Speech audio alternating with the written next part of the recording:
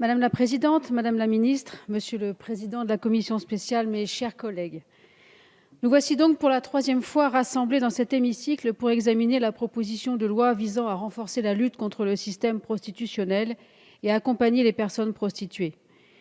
Le 15 décembre dernier, notre commission spéciale examinait en nouvelle lecture la proposition de loi.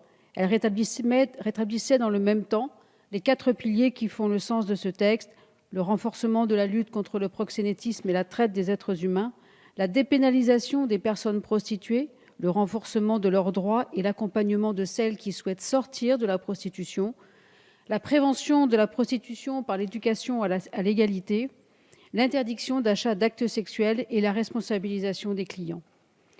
J'avais fait état, lors de l'examen en commission, des points d'accord toujours plus nombreux auxquels l'Assemblée nationale et le Sénat étaient parvenus depuis le début de la navette parlementaire. Je veux redire ici que je me félicite que l'examen du texte en deuxième lecture ait conduit à l'adoption, dans des termes identiques, de nombreux articles porteurs d'avancées concrètes pour les victimes de la prostitution. L'article 1 bis, qui vise à améliorer la formation des professionnels engagés dans la prévention et l'identification des situations de prostitution, de proxénétisme et de traite des êtres humains. L'article 8, qui étend le bénéfice de l'allocation de logement temporaire aux associations agréées pour l'accompagnement des personnes engagées dans le parcours de sortie de prostitution. L'article 9, qui ouvre aux victimes de la prostitution et du proxénétisme l'accueil déjà ouvert aux victimes de la traite en centre d'hébergement et de réinsertion sociale dans des conditions sécurisantes. L'article 13, qui supprime de notre corpus pénal le délit de racolage public. J'aimerais m'attarder un instant sur cette disposition essentielle, grâce à laquelle, pour la première fois dans notre pays, les personnes prostituées cessent d'être pénalisées dans le cadre de leur activité. Ainsi, nous mettons enfin notre droit en cohérence avec les principes défendus de longue date par la France. La prostitution est une violence et les personnes prostituées sont victimes de cette violence et non coupables.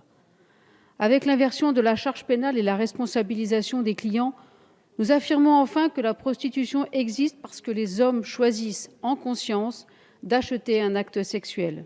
C'est fondamental.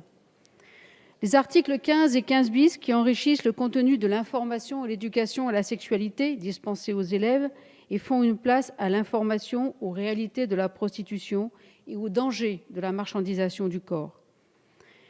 Assemblée nationale et Sénat ont aussi adopté conforme l'article 4, qui met en place un fonds pour la prévention de la prostitution et l'accompagnement social et professionnel des personnes prostituées, dont les recettes annuelles devraient s'élever, conformément à l'engagement du Gouvernement, à 20 millions d'euros.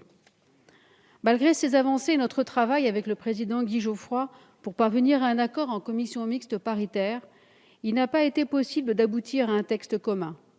Certes, les points qui nous séparaient étaient moins nombreux que ceux qui nous rapprochaient. Toutefois, nos positions sur la question fondamentale du statut que la loi doit reconnaître aux personnes prostituées d'une part et aux clients de la prostitution d'autre part divergeaient trop pour que nous puissions trouver une solution acceptable par tous. Je veux rappeler à cet égard que toute incrimination des personnes prostituées, quelle qu'en soit la forme, m'apparaît à la fois inacceptable et incompatible avec l'idée selon laquelle celles-ci sont avant tout les victimes d'un système d'une grande violence. En nouvelle lecture, d'un commun accord avec le président Guy Geoffroy, notre commission spéciale a rétabli les articles 9 bis, 16 et 17 que le Sénat avait supprimés en deuxième lecture. Le premier aggrave les peines encourues par les personnes reconnues coupables de certaines infractions commises à l'encontre d'une personne prostituée. Le deuxième, pièce maîtresse du volet de la proposition de loi consacré à la responsabilisation du client, crée l'infraction de recours à l'achat d'actes sexuels qu'il punit d'une amende contraventionnelle de 5e classe, soit 1 500 €, et en cas de récidive, d'une amende délictuelle de 3 750 €. Le troisième, composante de ce même volet, instaure une peine complémentaire de stage de sensibilisation à la lutte contre l'achat d'actes sexuels.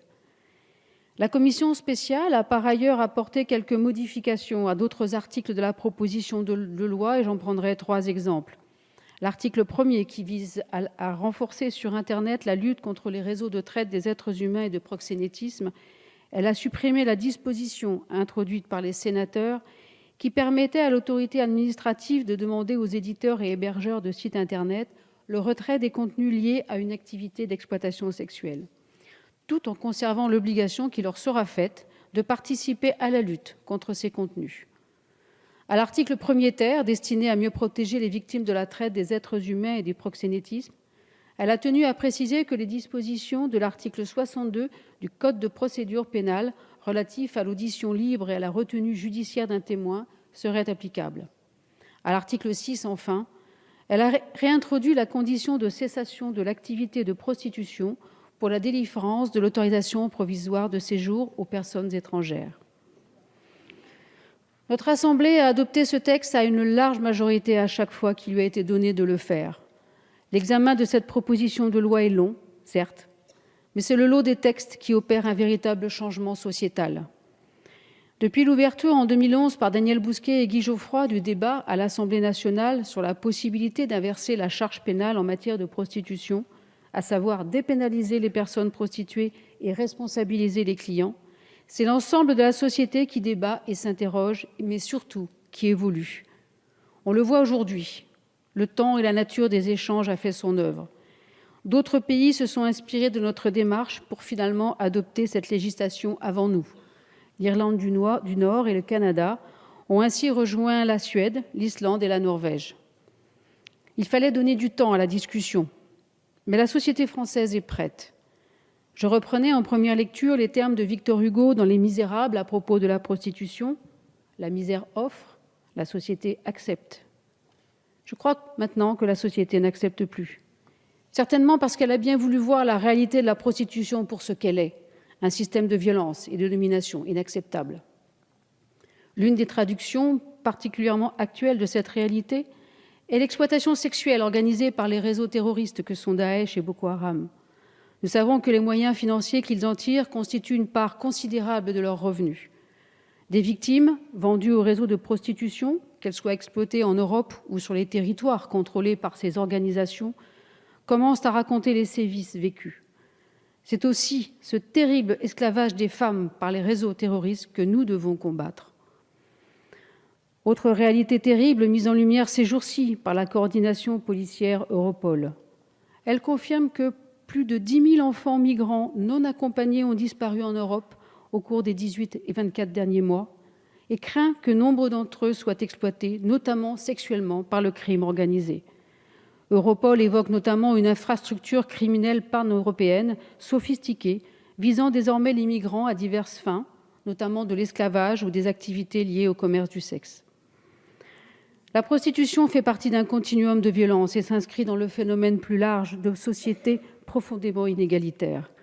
Les femmes sont encore considérées par beaucoup comme une sous-catégorie d'individus que l'on peut humilier, frapper, exploiter, violer, acheter, tuer, mépriser parce que ce sont des femmes. Les inégalités et les violences subies par les femmes partout dans le monde, bien qu'elles soient régulièrement, officiellement dénoncées, sont finalement largement et communément admises. Et c'est insupportable.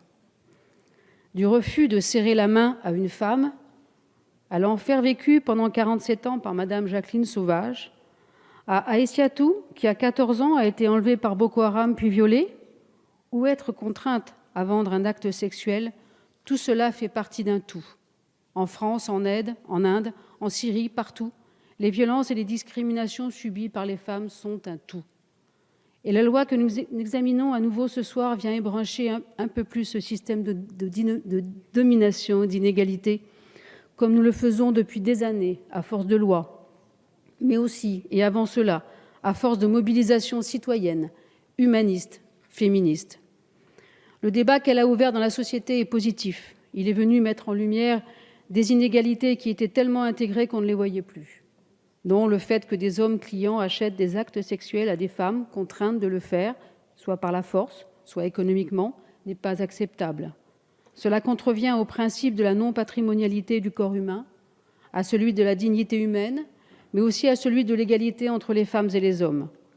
Nous affirmons avec ce texte que la société n'accepte plus et nous mettons les moyens légaux et financiers pour répondre, au-delà des principes, aux enjeux concrets des personnes concernées, les personnes prostituées, qui ont besoin de se reconstruire, d'être mises en sécurité, d'obtenir réparation des dommages subis et d'appui pour quitter ce système de violence.